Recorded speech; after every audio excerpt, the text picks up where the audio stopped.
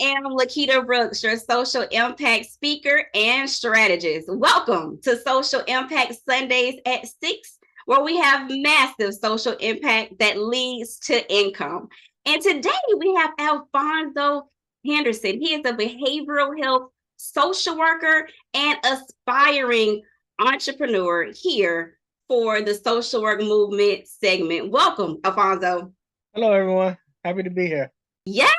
So, Alfonso, tell me what inspired you to become a social worker? I know one of the things is representation matters, but tell me about that. Yes. So, growing up in inner city Chicago, I feel like this narrative changes every time someone asks me this question.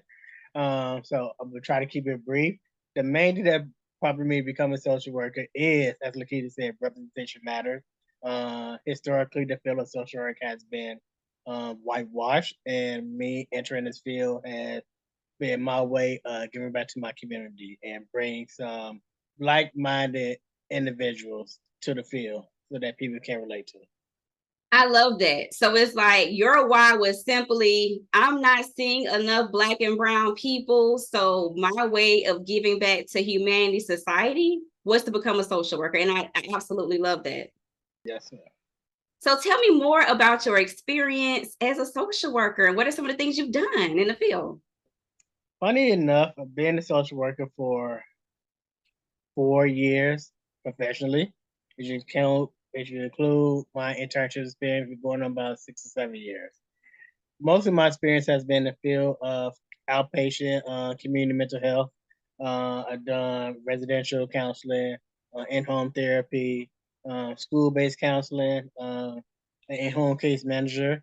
Um, I even dabbled a year in outpatient counseling and had some years in administration. And so all the experiences, I'm grateful for what I gained from these positions. I'm grateful for the opportunity and the trust people saw in me. Through through all these positions, the the recurring thing that I keep running into is the value of empathy and conversation. There's a lot of things that is documented on paper when we encounter some of the clients that we work with. And I understand from a legal and logistical standpoint that has to be there. But I enter my initial meetings with these clients like and verbatim straight up saying, this what here's what's on paper. What is your narrative? What's your story? And then we go from there.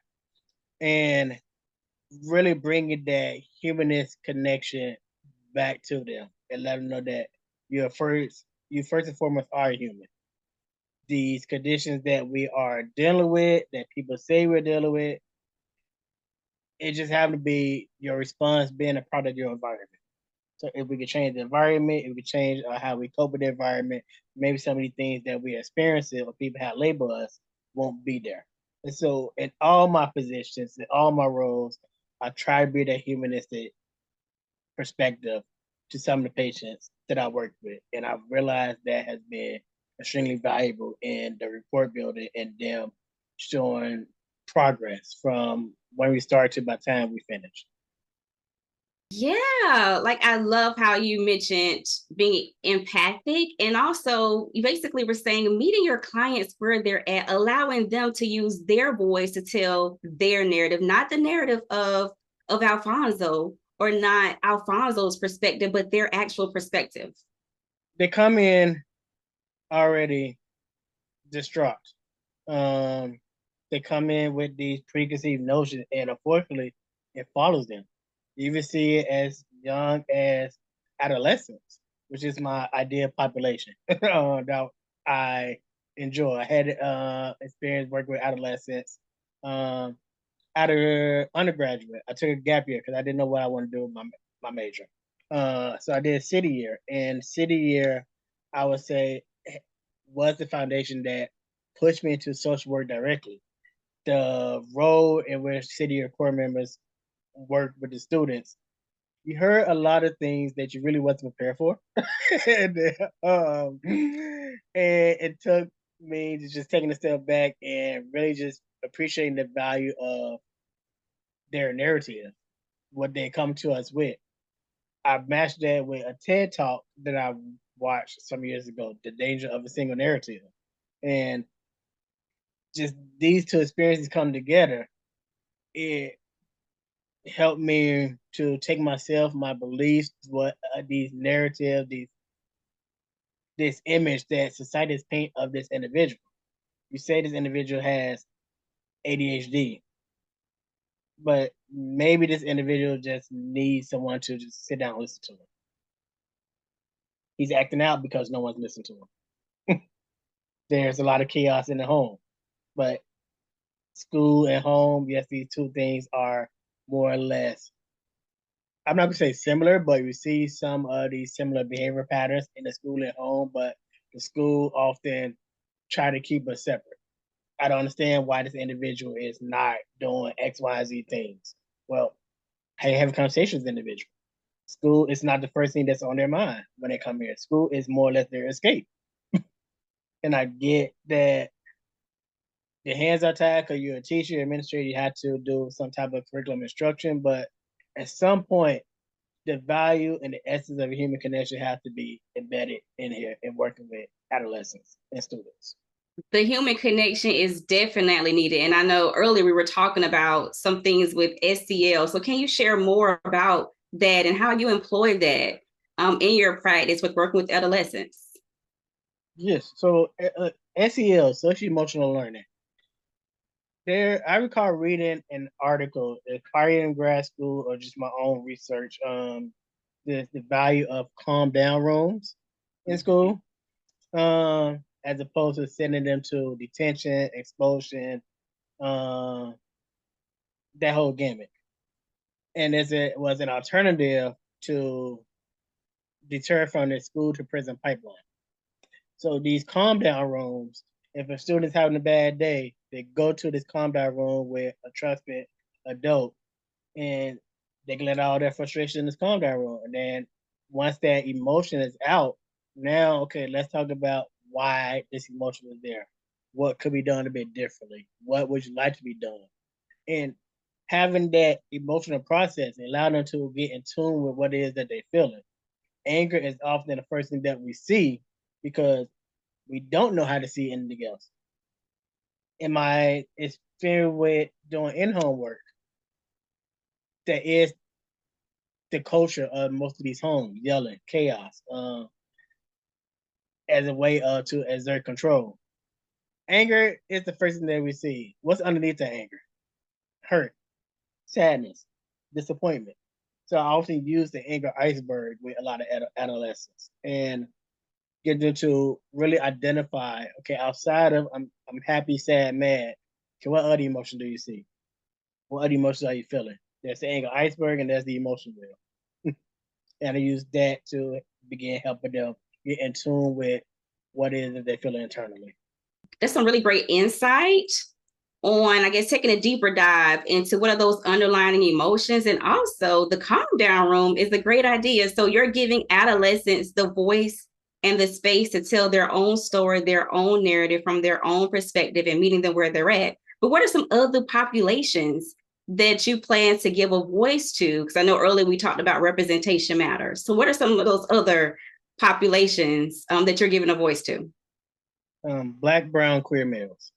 Black males, black and brown males already come into the world with two strikes against their back.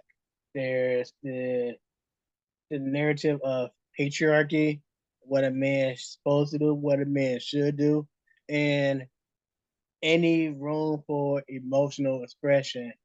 There's the labels of you're a punk, you're a sissy, don't do this, and that's definite to hear. And so now we add sexuality on top of it, and it's like a deer headlights, all eyes against you. Like, who do I go to? Where do I turn to? And so these them being another focused population to give them that outlet that this is a safe space. There is a community out here for you, and we just need to find it. But until before we get to that step, we need to let's explore what will it take for us to feel safe internally. There may be some things or some beliefs that we hold on to in the name of people pleasing, in the name of not causing a ruckus, in the name of I don't like conflict. Some of those beliefs I held on to myself. At the end of the day, we're not here to please everybody. As long as you feel safe, secure, and happy, the right people will fall into place. The right people show up when you need them to. That's a principle I began to try to live by, and that's a message that I would like to instill in my patients. So it is time to stop sacrificing ourselves, our authenticity, our truth, just for the sake of keeping the peace, avoiding conflict. 100%. It doesn't do anybody any good. They are rejoicing, having a good time, and meanwhile, we the ones that have a hard time sleeping at night. Anxiety, depression, all these other all these other illnesses that come from us holding on to something that isn't good for us. I I use a lot of images. So another image that comes to mind regarding this is a person holding on to a rope. This rope is brazen our risk, but we holding on to it tight because we don't think that we can let it go. The longer we hold on to it, the more pain it's giving us. Just let it go, and that pain goes away. There's a process of letting that go, depending on what it is, but once we reach that point where we're able to let it go, there's no more pain. And so let's figure out what that process is. That's a really great example. And I can definitely see how using that analogy is really going to support your clients, Black and Brown individuals, queer individuals, Black males, also adolescents, as you continue to grow and expand, with the business that you're about to start, going into some other private practice things, and all of that. Everything's written down. Now I'm just doing it, and my challenge with myself is figuring out how to do it correctly.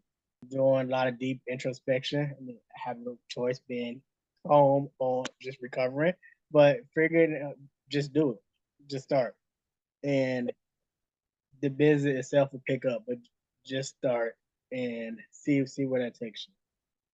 Well, I'm so glad you answered your own question. Like, it's not about perfection. It's not about doing it right. Your heart is already in the right place. This is something that's embedded in you. These are the things you're passionate about. These are the things you have strong emotions about. You already have the experience, some personal, some also professional. So you're already ready. You're already enough. And the time is now. The time is right. Time is now. And like you said, just time to just do it.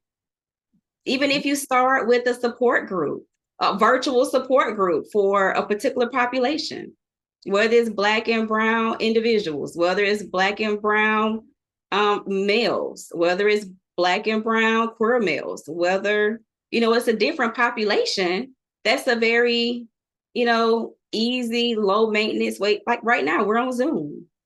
You could start a support group right on Zoom, create you a flyer for your social media page, or you might have a lot of friends that you might know that know somebody. You could share it through text message. Very simple way to simply get started and test it out. So just some of my thoughts. It's funny you say that, because outside of my 9 to 5, I am a community organizer for a Black Man Foundation, and that's one of the main things that we do: virtual support groups every month for Black males. Well, and look, Alfonso, I had no idea. So in my world, that means confirmation. I don't know what that means in your world. It does. It does. I gotta get out of my own way.